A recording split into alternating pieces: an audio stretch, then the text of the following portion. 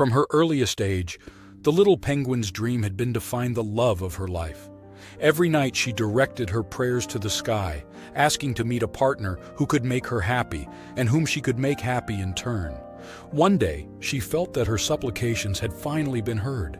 In a dream, a voice told her, "Tomorrow you will meet the love of your life." The little penguin woke up full of excitement, and her emotion grew even more when she discovered that very morning a large group of new inhabitants had arrived in their colony. They were penguins from faraway places, come there to work. Among hundreds of penguins that crowded the place, she noticed a young one she had never seen before. She had no doubt that he was her future partner. She decided to approach him, but she had to struggle a lot to get through the numerous crowd. As she got closer, the young penguin seemed more and more attractive to her. However, suddenly she lost sight of him. The little penguin persevered in her intent. After numerous efforts, she finally managed to approach the young penguin. And when she had him in front of her, she realized that her perception did not exactly correspond to what she had imagined seeing him from afar. Despite this, she remembered the dream and that voice that had promised her that she would meet the love of her life that day. The young penguin looked at her with surprise as she tried to catch her breath after a brief introduction. They decided to have some casual chatter. The little penguin was enchanted, and before saying goodbye, they agreed to meet again. Despite the differences from her initial expectations, the little penguin had no doubts. Her dream had come true, responding to the faith she had always placed in her prayers. Their relationship progressed quickly because the little penguin thought, "Why wait if I've already recognized in him the love of my life?" In a short time, they were already planning to build a family.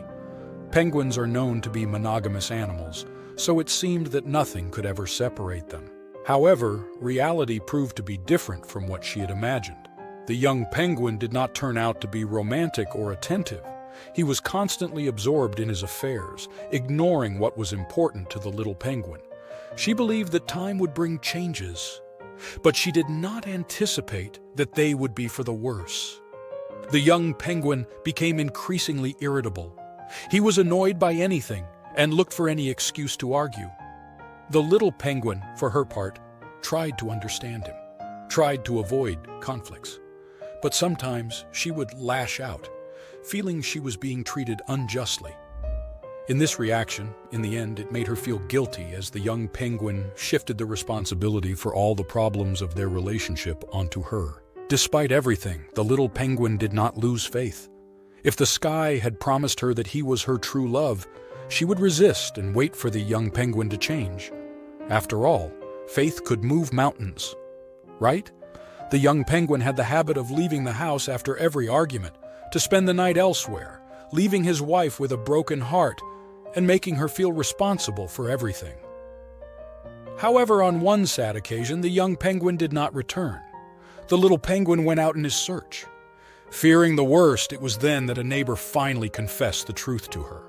"We didn't want to tell you anything not to hurt you, but seeing how anguished you are, it's better that you know. Your husband is not coming back. In fact, he has returned to his homeland where he presumably already had a family before coming here. It's likely that you will never see him again." The little penguin felt as if her heart had been ripped out. From that moment, she began to look at the sky again every night, no longer to pray but to ask for explanations. She felt betrayed not only by her ex-partner but also by God, to whom she had always shown so much devotion.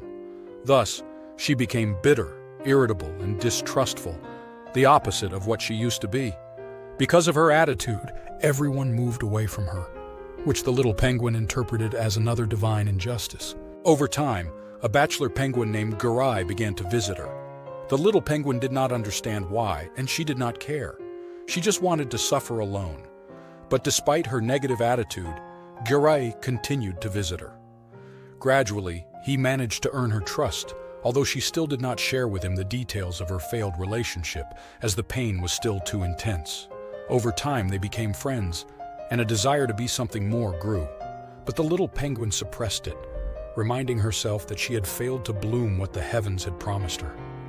If she could not be happy with her true love, how could she be with someone else? In a moment of confidence, As the two friends gazed at the stars, Gerai said, "There's something I have to confess to you. Actually, I had seen you a long time ago. And I remember when I saw you for the first time, I understood that you were the perfect companion for me." With a bit of regret, she replied, "I'm sorry, but I've already told you that it's impossible between us." "I understand and respect your decision," said Gerai. "I just want to share one of the most magical days of my life with you." The little penguin lowered her head, ready to listen to the story. "As soon as I arrived here with my group, I noticed you in the crowd, and something about you drew me in. It was hard not to notice you, not just because of your beauty, but also because you were making your way through all those penguins as if it were the end of the world. And what struck me most was that it seemed like you were heading straight towards me. So I also tried to get closer to you, but for a moment I lost sight of you. When I found you again, I was about to introduce myself, but I saw you talking to someone else with another penguin. You looked at him with so much joy that I understood that you had found happiness with another who might already be your mate. I don't know, I simply had no other choice but to walk away." The little penguin stood still. That was indeed the day she had met her ex-partner, the day the skies had promised her to find the love of her life. Maybe it was Gerai she should have known. No, it's impossible," she thought. "If it had been so, God would have done everything to bring us back on the right path." It was at that moment that she remembered everything she had lived with her ex-partner, all the pain, all the sorrow, all the time she had clung to him. Now, everything made sense. "I want to be your partner," the little penguin suddenly said. Gerai jumped for joy. His dream was coming true, but he couldn't help asking her the reason for such a sudden change. "I just finally realized that God gives us what we ask for, but along the way we get confused, we lose ourselves, we make mistakes.